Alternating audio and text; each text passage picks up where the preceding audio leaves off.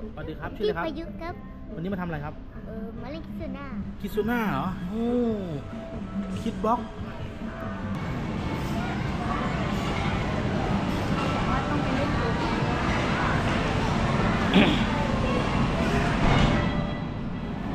มาเข้าไปนายุ สวัสดีครับผมชื่อน้องยิมครับ น้องยิมเหรอน้องยิมพาทัวร์ดิ พูดด้วย พาทัวร์หน่อย เนี่ย น้องยิมพาทัวร์หน่อยเร็ว บอกคนนะ นำเลยนำเลยนำเลย ขอเล่นก่อนนิด นำเลยนำเลย ทุกคน โอ้สนุกไหมครับ ที่นี่ก็อยาก สนุกไหมครับคุณพายุ อยากให้มาเล่นอันนี้ก็ ไปปีนขึ้นไปเร็วปีนขึ้นไป ด้วย หมดไปเท่าไหร่ครับวันนี้ 350 เอง ห้า อา สิ ทิ บ ต เลย ย์ เหรอ อาทิตย์ที่แล้วไปที่โบนารีที่ไปที่พรหมนาถ2 คน 500 โอ้ วันอาทิตย์นี้ได้คูปองส่วนลดเหลือ350 ดีแล้วถูกกว่าเดิม เล่นได้ถึง 5 โมงเย็นตอนนี้บ่ายโมง โอ้ร้านอาหารเหรอร้านอาหาร แล้วมาดูสีมันนะ พายุจะขายอะไรลูก ขายน้ ขายไอติมเหรอไอติมเหรอหรือเบอร์เกอร์ ำเป็นน้ำ น้ำเหรอเอาสตรอเบอรี่โยเกิร์ตแก้วหนึ่งครับครับผมเอาแก้วหนึ่งครับ เอาผลไม้รวมด้วย ผลไม้รวมด้วยครับได้เลยครับผสมมาเลยครับ กินได้ไหมครับได้ยังน้ำได้ยังสตรอเบอรี่โยเกิร์ตได้ยังได้ยังช้าจังเลยอ่ะ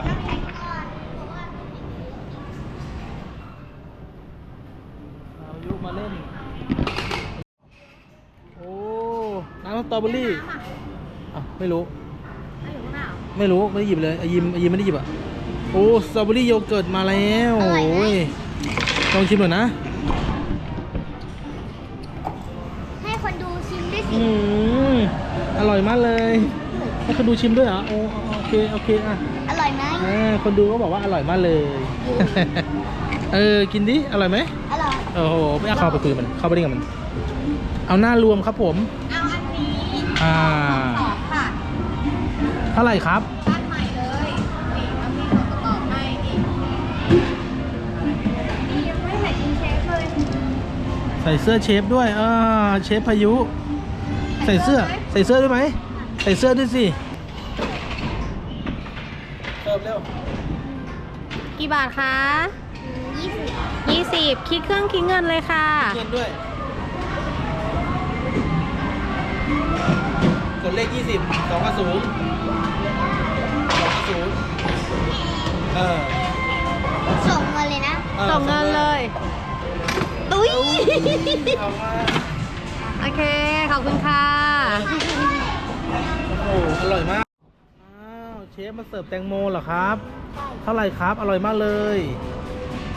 50เลยเหรอครับ ใช่ โอเคเอาไปครับ เอาคืนไปเลยครับ ไม่เอาแล้วครับ แพงจังเลยครับ แตงโมแพงจังเลยครับ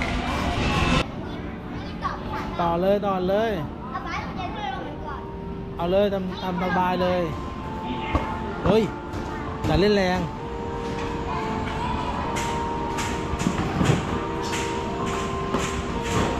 หูพังหมดแล้ว โอ้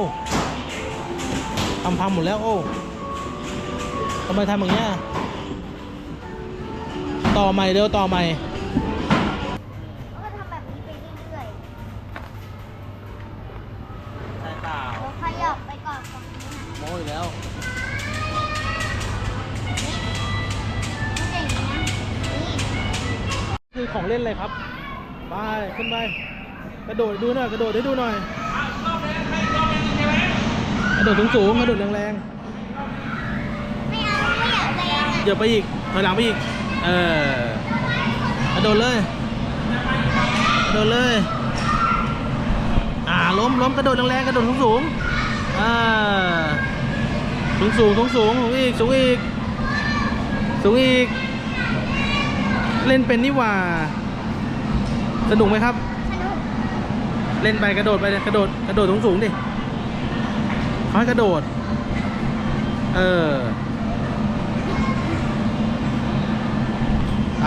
พอพักเหนื่อยพักเบรกอายุพักเบรกครับผมกินอะไรอ่ะ ปักกี้ ป๊อกกี้สีอะไร อายุหมูกับกี้มาก ฮ แบ่งอาโยกินด้วยดิแบ่งอาโยกินด้วย6เลย เอาทางคนเลยต้องกิน ไม่กินก็ไม่ต้องกินนะยูจะกินนะ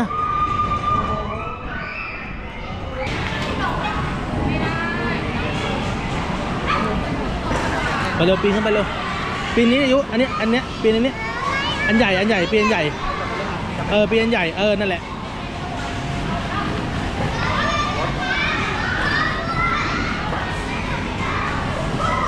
ปีนไปเลย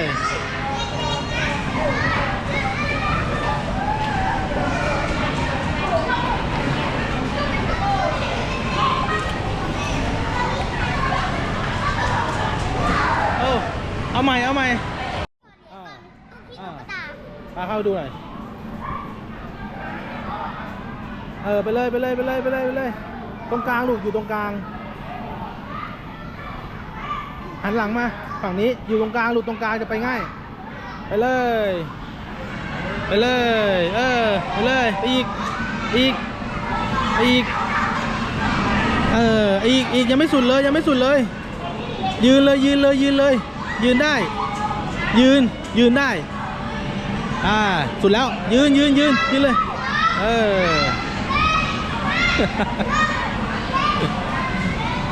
อีกรอบดิ รอบหนึ่งนะ แล้วเนี่ยไปเลย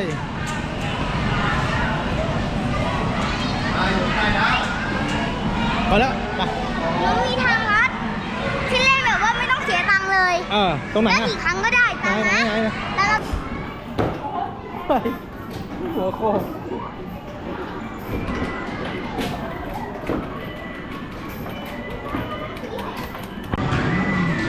ไม่ได้เหรอมาแล้วโยกแล้วโยนเลย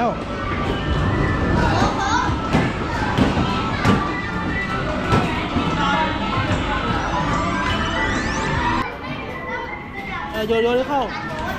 ห่วงเข้าแล้วหนึ่งไม่เข้าเว้ย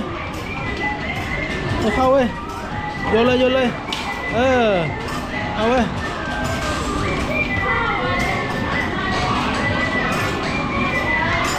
เอาเลย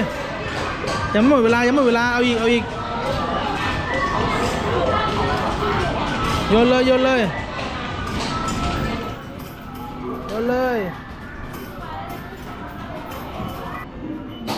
มาแล้วตีเร็วดิเร็ว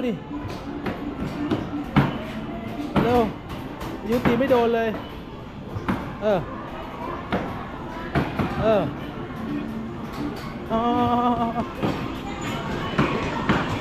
ยูตีไม่ทัน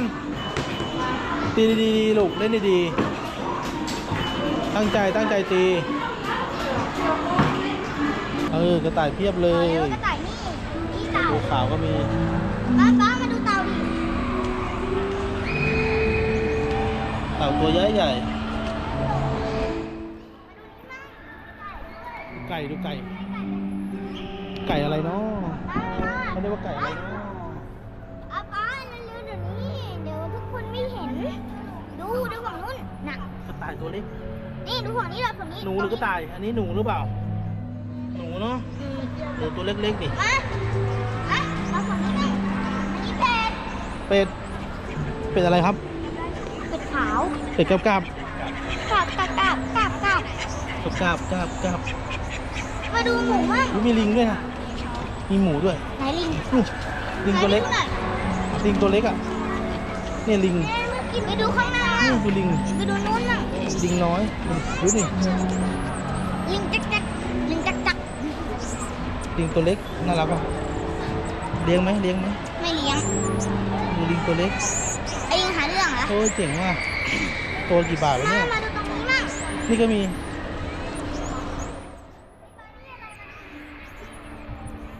นี่ก็ลิงเหรอ ลิงน้อย โอ้ย ลิงน้อยงง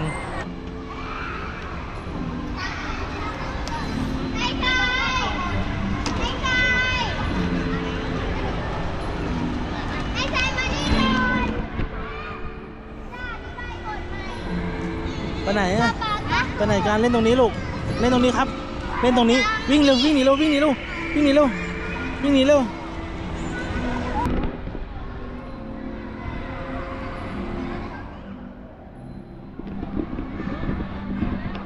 ไปตรงนู้นดิค่อยๆปั่นไป